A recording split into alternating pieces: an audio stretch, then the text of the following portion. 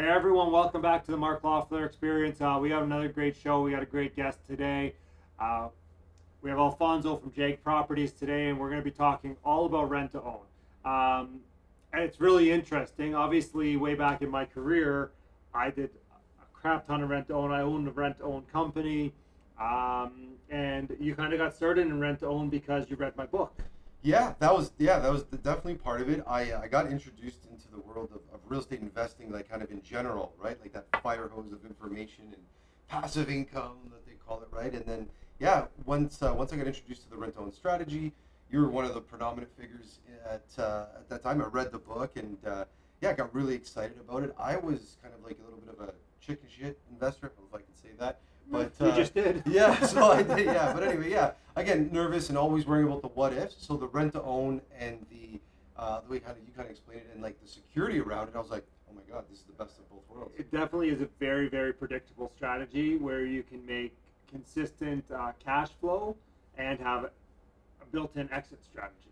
Absolutely, absolutely. Like I said, very conservative. I'm not like a gambler. I'd rather be the casino than go to the casino, right? And that's why with the rent to own, there's a lot of different ways of you can help a lot of different people, right? Investors kind of bridging to want to have some passive income. Tenant buyers that want to become homeowners, and then as operators, right now we have a whole company of doing these properties. Yeah. All right. Well, I mean, let's talk. So, for everybody who doesn't know what a rent to own is, it's basically a lease with an option to purchase. And so the tenant pays rent. They have an option to purchase. Yet, I mean, when I was doing it, we treated them like homeowners, right? So my thing was we had a homeowner rather than a tenant. And as you know, if you do your own property management, sometimes dealing with tenants can be issues. And yet, when you're dealing with a homeowner, it's a different scenario. I don't know. Like I used to do tenant first rent to own. A lot of people do property first. We'll talk a bit about that. But on tenant first, basically, I would find the tenant and then go help them buy a property. What that looked like when the neighbors and all that type of thing, people would see a house go up for sale, and they would see people moving in. They would just assume that those people were the owners. Yeah. So they treated them differently in the neighborhood than if they had just, rented. Yeah, absolutely. And you know what? And even in a few instances when we move in our clients, right? It's the closing day. They move in, and we usually bring like a bottle of wine and some Jag swag, and some of the clients are like, "Here, hide that. We don't want anybody to know it's a rent to own." Yeah. Right, and I think that's a big thing from the tenant buyer side is that they do want that pride of home ownership. Most people want to own their home. Okay, there's all the transient people, and I just want to be free and all that kind of stuff. Live in a tree house, awesome. But most people want to become homeowners, right? I'd like to live in a treehouse. Yeah, I would love to live in a tree house. Yeah, absolutely, I'd love to. Maybe we'll live in one of Mike's yurts. Mike's yurts, yeah. Oh, you didn't watch that video? No, not yet. No. Not yet. There's a lot of them, man. You can put a lot of good stuff out there. Thank you. Oh, by the way, guys, if you haven't, you got to subscribe. Again, I was looking at the stats this morning. 70% of the people watching these videos aren't subscribed. What's up with that? Maybe Alfonso is one of them. Oh, I'm subscribed. I watch them for sure. I watch it. I'm know, gonna watch keep- this episode. This is the best one yet, right? Obviously. All right, so let's talk how you're working with the rent-to-own strategy in 2020. I obviously haven't done it for probably about 7 or 8 years. Maybe I've done a few here and there, but I'm really not into it. I'd rather buy an apartment building and hold on to it forever now. Yeah, absolutely, and that's also a really great strategy as well too. But what we're doing now is we've kind of created a whole system, a business around our rent-to-own properties and joint venture partners, and our tenant buyers. So, like you mentioned, the tenant first approach. That's what we do. So we market straight to tenant buyers, prospective homeowners. So let's talk about that. Where do you market for them? We love working with realtors. We want to be every realtor's best source for the rent-to-own solution. We want to make it really easy. And we have for realtors that, hey, if they're the first step of a realtor, if they're going to have a client, they're going to probably bring them to their favorite mortgage broker or the person that they trust the most. If that guy gives you the X, bring them over to Jag Properties. We're going to kind of go through a similar qualification process. And if we give you the check mark and they meet the criteria, that's another deal. That's another, at least one more closing that a realtor can get in a year, right? So that's been our best lead source. Obviously, mortgage brokers as well too. We want to be that rent-to-own department, like I said, for these professionals. All right. So you get a tenant, you qualify them. You probably underwrite them like the bank does because that's what we used to do. Yeah. Um, what does that look like? So I know tenant first, where obviously you qualify them, they go out, they shop like a normal person, they go buy the property, they pay. Do they pay for the inspection? Yep, they pay for the inspection. Yep. Yeah. Yep. And do all that. It's typically putting the deposit down, aren't they? As That's well? right. Yeah, typically once we have an accepted offer and there's like the purchase, like the offer deposit. That's usually when we collect a deposit from the tenant buyer. Yeah, and that's anywhere we have a minimum of 10,000, and actually probably looking to increase that as property prices continue to increase. But a minimum of 10,000 or 3% of the eventual purchase price, right? Mm-hmm. That's on a kind of like for the deposit wise, and we collect that up front. That goes towards their credited at the end when they purchase and qualify at the end, right? So that's given back to them. Yeah, and using very similar criteria as like you said, the banks. That's what we're doing is we're training them to get a bank mortgage. Our plan A and really plan B is to get them a best rate, best term mortgage with one of the big five banks. Yeah. There's other lenders that can go to a little bit more higher risk after that, but that's our goal is to train them through, right? Like if they're getting prepared for like I don't know one of those long marathons that you run around like the province on like a Saturday morning, right? Like we're training them to do that, right? And if you're training me, you're not going to be like, well, here, just smash, get hammered the night before and go for a jog the next day. We're giving them that runway. I mean, that's happened before. Yeah, you probably pull that off, but not consistently, right? No. Yeah. All right. So they're in the house. How do you determine what their rent's going to be? What's their deposit? Like so they pay rent, and then there's a portion that goes towards obviously building up that down payment to buy the property. Yeah, correct? that credit at the end. So yeah, that number is we try to get them saved to 10% for most cases, Okay. right? If That's they're a big self-employed, number. yeah, if they're self-employed, they have to be, right? They have to have 10%. So that's a number. That's why the deposit up front and the deposit throughout the program have to be calculated correctly on that future purchase price. Yeah. So we're not saying, oh, at the end of the term, whatever the house is worth, or we'll decide what the purchase price is. We're kind of almost forecasting based on conservative numbers that this is what they're going to qualify for. And we're going to determine, okay, well, interest rates we always think are going to do up, right? They're always going to go. Where else can they go? I mean, we said this last year at this time. Well, they can't get any lower, and Here they are. I mean, crap, they're lower right now. I mean, somebody just told me they got a 5-year 1.85. That's crazy. I'm like, That's crazy. and that's free. absolutely free. Yeah. And I mean, I'm still prime minus 0.9 on all my stuff, so I'm just laughing. Yeah. I'm yeah, like, that's prime rate go down, woohoo! For sure, right? And what we want to anticipate is like to set that bar higher so that if the rates are lower in 3 years, typically the length of our term, then they're like jumping way over it. They're like, oh, I don't have to qualify for 4%. It's still at 2 or 2.5. Yeah. Bingo, right? The bank's going to give them that money. Well, and you want to make sure they can exit, right? Like, That's the I important mean, thing. I remember when I started this. I mean, there was people doing rent to owns, and they were just, I mean, doing it unethically. Like they were just saying, "Oh, you have a $70,000 deposit, great, we'll take that," knowing they'll never qualify, and they're going to lose that money down at the end of the day, right? And that's why I wrote the book. That's why I used to run seminars regarding this because I just wanted it to be done ethically and right. Because I mean, it was getting a bad name back then. Yeah. Like I'm a realtor, and literally, Rico was investigating rent to own. So I got pulled into my brokerage, and they're like, "We know that you do rent to owns." I'm like, "Yeah," and they're like, "Well, Rico has told us they're investigating rent to own. They told all the brokerages, so we want to make sure like what you're doing, so we don't get sued." Basically, that's what they said to me. I said, "Well, listen, this is what I'm doing. Boom, boom, boom, boom," and I never got a call from Rico. I never got anything because I was doing above board. But I know actually a couple people who got fairly slapped on the wrist. So Yeah, I always say I have this thing like anybody can start a rent-to-own program. It's about successfully exiting, right? Like any strategy, right? Like you said, apartment buildings, right? And then you have a plan of okay, reno, improve them, get the rents up, and then refinance, pull money out, all that kind of stuff. If you don't do it and follow the strategy, it's not going to work. If you're like, oh, we'll wait till next year. Oh, that bathroom's falling apart. Oh, we can't raise the rents there. You have to follow through. So that's the business that we've evolved into is that we're not property managers. We're more like people managers, right? We now employ a certified financial planner, a mortgage specialist, credit specialist, right? So that they have that constant communication with the tenant buyer to qualify. Yeah. Listen, human nature, people are going to decide what they want to do and make the decisions. It's That wouldn't be the first time someone makes a bad decision. Oh, Right? I remember we had one guy exiting, and his credit improved. He'd saved a bunch of money, and like a month before closing, he went out and bought a new truck.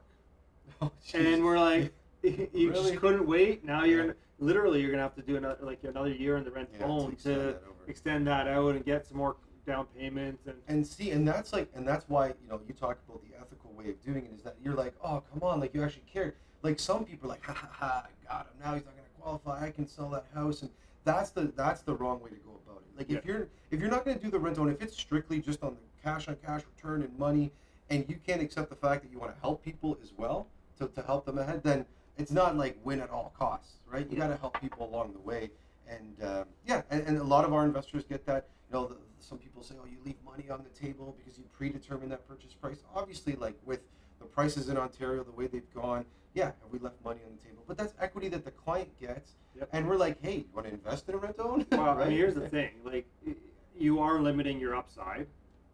So, I mean, I do options trading, Okay. and I'll sell calls. So it's really the same thing. I limit my upside, but I get paid a certain portion right now. Okay. So you're just doing that with houses, right? You're doing options trading with houses, so you're getting paid a certain portion, and yet you're limiting your upside, and yet you're prescribing what your rate of return is. I mean, I remember when I was doing this, like, our rate of return was 35 to 40% annually, That's and it. Yep. like, overall, and then we would go to an investor and be like, well, we're 17 to 18% annually.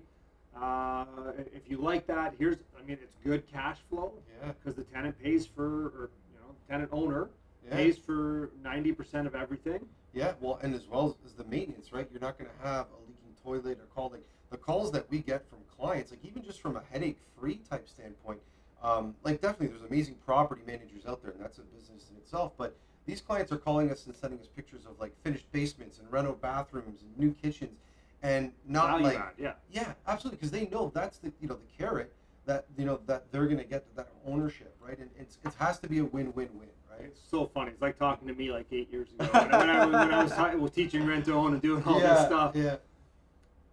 So, I mean, all right, well, just walk us quickly through the numbers, Okay. because I mean, some of the top videos I have are about the numbers. So, Okay. Okay, I'm buying. What's your typical average price right now? Yeah. Now that number keeps going up, but probably around the 400,000 mark. Okay, so or it's so. Yeah. 400,000. What's my rent on a $400,000 property? Rent on the 400,000, probably around maybe around 2,400. Okay, so you're about 6%. Okay. Yeah. So I'm gonna take my shoes off to count with my toes. right. Okay.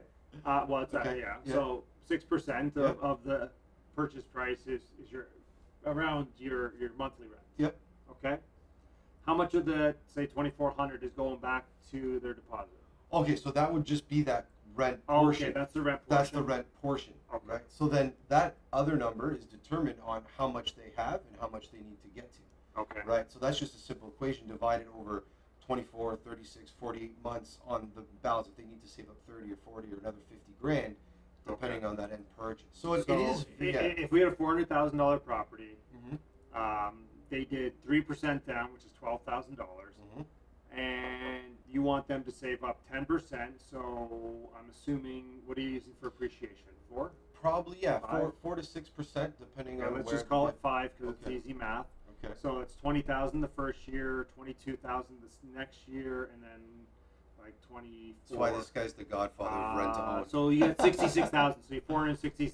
Let's call it 470,000. Yep. So you need $47,000. Let's call it 50 for closing. 50 with closing costs. So Yeah. they put 12 down. They need 38. Yep. So 38 over 3 years is just over a grand. 1,000. Yeah. So then so $1,100 a month. Yeah. So 11. So that would be the 20. So like, they'd be what, 35. 3,500. So it's really funny. When I used to do this, my number was 8.5% of the purchase price. 8.5% of the future purchase Yeah, price. which will give you $3,400. So you guys are using my numbers right off. Like that's. Yeah. Well, it makes sense. It's logical, right? And that's why it works, is because there's enough on the bone and there's enough for the tenant to win as well too. Mm-hmm. Yeah. It's so funny. I never actually thought about it the percentage wise. We were always breaking it down kind of on a per basis, but Well, yeah. I That's mean, a that good way makes to look at it. sense. Yeah. Like again, that makes sense. If somebody comes in with $20,000, now they need $30,000, so it's $750 a month or something. That's right. right. So That's right. Yeah, and it's a moving scale. Yeah. Yeah, absolutely. And yeah, again, it's really about saving that money, the income and the credit score, right? It's like those, like you have a stool right here, three-legged stool, right, where you have. It is three-legged, yes. Yeah. So, but those are the three things, right? The income, down payment, and credit score, right? And we're working with those clients. So some clients already have a huge down payment, right? They might even have some of that 40 or 50 grand saved, but they're self-employed and not claiming income properly, right? Cash, that kind of thing. Yep. Yeah. So yeah, it's working on that plan together, working on those numbers that they can afford it too. Yeah. And so, I mean, I get this all the time. Finding deals and doing deals and that type of stuff. Obviously, you have a team and you have a process. Like, how big is your team now? So we're up to 5 staff, and then myself and my business partner. Pretty still active in the business day to day for sure. So you run a business, and this is all you do. Yeah, this is it. Yeah, pretty much. Well, not all I do, but yeah, it's primarily like I mean, that's our primary. You run source. a business, and then you have other outside investments. And you got it. You guys run the Right Club and stuff like that. That's right. Yeah, we're part of the Right Club, and that's a big thing too of just being involved in the real estate community, right? It's kind of I'm always waving the rent to own flag, right? Because you're like, yeah, the multi-unit buildings, and then the burr and flips and all that kind of stuff. So I want to be the rent to own guy, and that's our main thing. Right? Yeah. Well, and this channel is just about exposing people to different information, right? That's all I want to do is expose people to different information. I mean, I don't say what I'm doing is the greatest thing ever. I mean, the reason I don't do rent-to-owns anymore is, number one, is just it's a lot of freaking work. Yeah, that's why we have 5 people on our staff. Well, I know that, for right? the last few years, it's just been my partner and I, and we're like, yeah, if we want to scale and we want to grow, like there's a lot of different balls in the air on the client side, the investor side, acquisition, disposition, the credit, coaching, and financing, right? So that's the structure that we've built, and we're having fun doing it, and we're that's a cool thing, and yeah, eventually growing into other things and having those other people talk about the passive income, this business is anything but passive. Rent-own is not passive. I mean, you run a business. So. Yeah, that's right, and that's why we have other investments that are passive, and we're like, cool, those people that run those businesses can give us a rate of return for putting the money to work. And I guess maybe at the end of the day is, I kind of just don't like selling anything ever. Yeah. So every time I had to sell rent-to-own properties, I was super happy that I helped somebody, but I'm like a little sad that I'm losing a little piece of myself, Like, yeah, no, definitely, right? Yeah, definitely that it's that property, kind of amassing those properties that just eventually appreciate and continue to go on. But like you said, it's the business that we're operating, right? It's kind of similar in the chain parallel with realtors, right? They're buying and selling. How many times have you bought and sold houses? I should have bought that one too, or should have bought this one here. Every time. Right? Every time. I'm like, why am I? And a lot of times it's because I feel bad. I bought like 3 apartment buildings, and my buddy Adriano Paisan is like, hey, where's mine? I'm like, oh, here you go. And then it's funny though, he's put in offers on 3 properties, and they've all either decided not to sell or whatever, and I'm like, I don't know. Yeah. Well, that's it, right? And that again, just understanding, and obviously, you wrote the book on that strategy of that rent-own. It's just another channel, another stream of income, right? I had when I started, I had a number of investors who this was working with. I was working with that would do rent-to-owns, and I mean, again, they're making 40% on their money. They make great cash flow. I call this the long flip. Yeah, that's a good way to look at it. This is just a long flip, right? Definitely, and because of it's really because of the intricacies of it, and it's a little bit more complicated. A lot of investors see the benefits, see higher cash flow, but if you're not putting it together properly, that's when it's like, oh, it's complicated, and when things don't make sense, and that's when people get scared, and they're like, oh, and RICO, oh, it's illegal, right? Until they take the time to actually go through it. That's why we kind of see like a gap in the market. We're like, here, we'll manage, we'll take care of that. If you want to passively invest, you want to buy buildings and do that, we have investors that are also having a good portfolio themselves, and they're like, here, we'll just do some rent-owns here, regenerate that money, and again, helping the clients.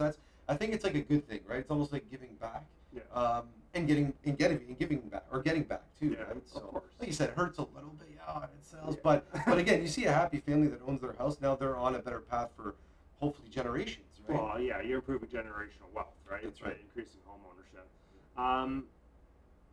So talk to me a little bit about the structure, about your joint ventures. So what are you guys doing them in corporation? Are you setting up an LLC? Like, Yeah, so a couple of variety of ways that we go about it. In most traditional, definitely at the beginning, is just private investors that qualified for their own mortgage. They were on title.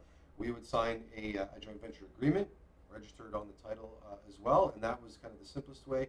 And then, yeah, other investors opened up a separate corporation.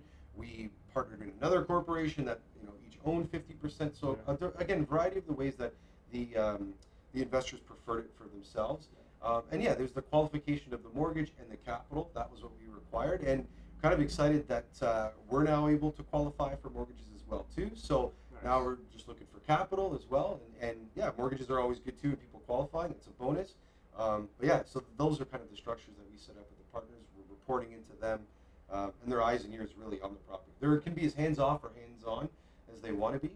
I remember one investor that came with us. It was like a 3-hour drive up to Peterborough from Hamilton or so, a little bit north of Peterborough, and we just did like the home inspection. We just walked around, and the investor was like, "Well, there wasn't really anything exciting. We just walked around the house," and I was like, "Yeah," and he's like, "So I didn't really need to come." Where north of Peterborough? Where? Well, right around in that Marmara. Oh, you were in. That's the time I saw your truck in Norwood. Maybe, yeah, okay. Yeah, I was okay, driving to my cottage. I went to get butter tarts at the store, or maybe picking up sausage at Ralph's Butcher Shop there. Okay. By the way, if you ever go to Norwood, if you ever go again, you got to go to Ralph's Butcher Shop. There's like 100 different varieties of sausage. 100, okay. And they all make them all there. It's the best thing ever. But yeah, I saw you there, and I'm like, oh, all right. There you go. Yeah, we got a few trucks on the road, and the branding and all that kind of stuff, right? So yeah. Good. So, what areas are you primarily doing the rent to own in now? Yeah, definitely. Like we have our biggest concentration in kind of like that 401 and south, from like between like the Niagara and London area, right? Okay. So that's kind of our primary area. Really love Niagara. Really love the London, St. Thomas, like that kind of area. In between Brantford, right where we're finding those purchase prices. Like I said, everything's kind of creeping up, right? So starter home prices, right? 3 and 4 and 5 years ago, that was 180 and 250, and not so much anymore, right? So obviously the qualifications and that increases as well too. So now probably the 400 to 600, I like to say, is kind of the meaty part, and then we have some outliers, kind of lower and higher depending on the areas. Yeah, and obviously the tenants. So. Yes, it's all dependent on the quality and where they want to live. Because we did a couple in Toronto way back when, and their prices were over 600 then, and it's tough. It's tough. I mean, now they're $1 million, but. Yeah, well, exactly, right. And I bet they wish they would have, well, they probably own it now, right? If you did them in Toronto. We had one guy that didn't qualify on Jones Avenue, and so the investor took it over, and then we had another guy in Scarlet Woods area, West End, and he qualified. He did everything, and he's probably doubled. Since then, right? Yeah, so. But definitely tougher with the higher purchase prices.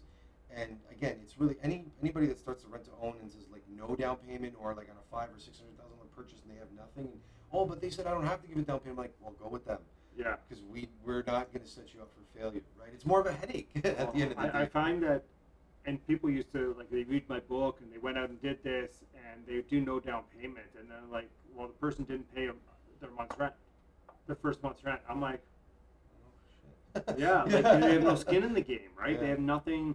You didn't qualify them properly in my opinion, and I don't think it does anybody any good. Like it doesn't help the tenant, it doesn't help the investor. I mean, it really does hurt the investor. So guys, if you guys are going to do this, do it properly. Go ahead, you can grab my book off Amazon. We'll throw a link up. We'll throw a link up to Jag Properties. And Alfonso, what's the best way they reach out to you? Yeah, definitely. The website is jagproperties.com, JAAG properties.com. Yeah, we'll link it down below. Yeah, awesome, man. That's the best way to get in touch with us.